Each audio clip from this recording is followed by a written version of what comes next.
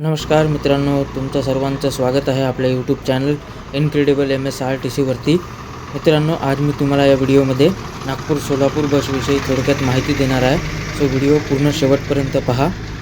मित्रांनो, नागपूर सोलापूर हा बस शेड्यूल गणेशपेठ आगार नागपूर विभागातर्फे चालवण्यात येते।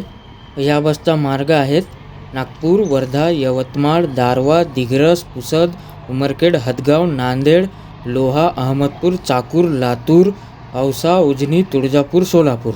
तिकीट दर, वेळ व उर्वरित संपूर्ण माहिती या व्हिडिओमध्ये दिलेली आहे, तर व्हिडिओ पूर्ण शेवटपर्यंत पहा। धन्यवाद।